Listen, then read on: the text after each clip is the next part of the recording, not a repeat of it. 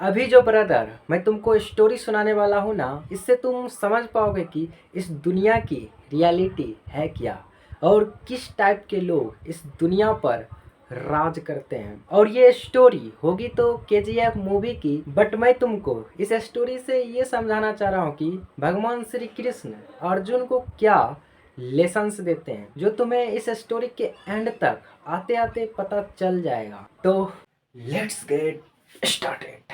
ये स्टोरी है रॉकी भाई की। जब उनका जन्म हुआ खदान में, तब वहाँ पर उसकी लाइफ बहुत ही कष्ट में गुजरा। यानी जब तक उसकी माँ थी तब तक उसका ख्याल रखा, लेकिन जब उसकी माँ की भर्ती हॉस्पिटल में हुई तो वहाँ पर पैसे ना होने की वजह से डॉक्टरों ने इलाज करने से मना कर दिया।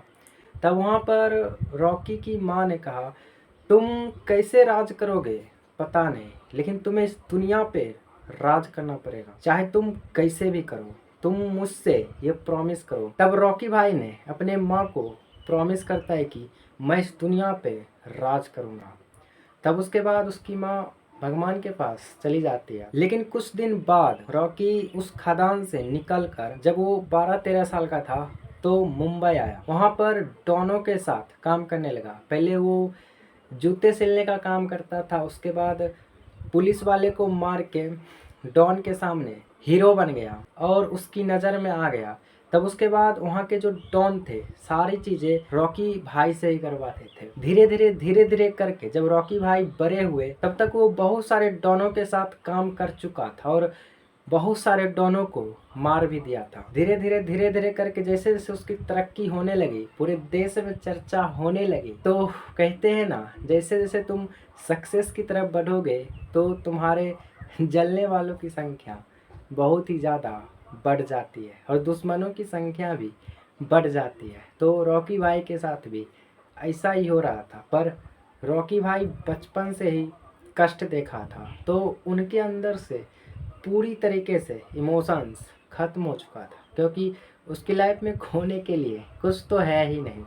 तो वो डर के भी क्या करेगा। तब वो मुंबई के जो डॉन थे, उससे भी एक बड़े डॉन निकले बेंगलुरु के। तो बेंगलुरु के डॉन मुंबई आते हैं और रॉकी भाई से कहते हैं, तुम मेरा एक काम करोगे तब मैं तुम्हें मुंबई का डॉन बना दूंगा और ये पूरा मुंबई तुम्हारे कंट्रोल में होगा। तब रॉकी भाई हाँ कर देते हैं, लेकिन उसे पता ही नहीं था कि वो कौन सा काम करने वाला है, यानी किस डॉन को मारना है।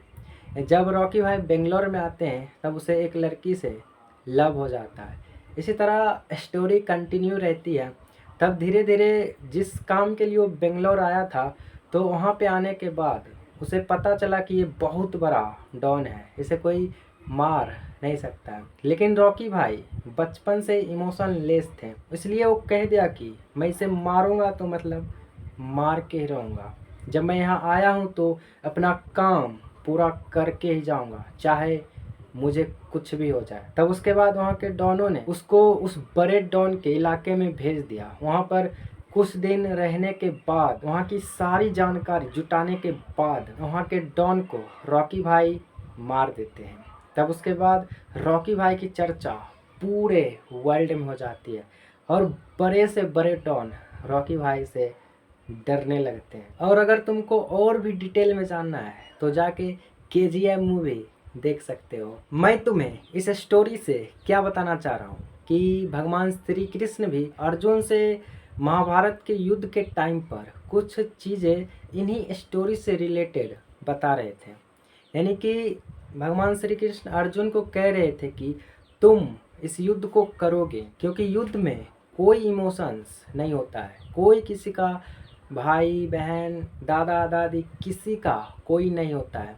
युद्ध योद्धाओं के लिए होता है और जो भी योद्धा होता है वो अपने धर्म को फॉलो करता है, ना कि किसी इमोशंस को, रिश्ते को। क्योंकि जितने भी युद्ध में लोग थे वो अर्जुन के अपने ही थे, इसलिए अर्जुन बार बार युद्ध से भटक जाता था। इसलिए श्री कृष्ण को सारी चीज़ें अर्जुन को बताना पड़ा इस वर्ल्ड के नियम के बारे में। इसलिए अगर तुम्हारी एज अभी 20 से नीचे है ना, तो तुम्हें ये समझना पड़ेगा कि ये दुनिया इमोशन से नहीं बल्कि दिमाग से चलता है, पैसों से चलता है। यहाँ ताकतवर इंसान ही राज करता है और कमज़ोरों को हमेशा दबाया जाता है। तो आई होप मेरी कही गई सारी बातें तुम्हें समझ आ गई होगी।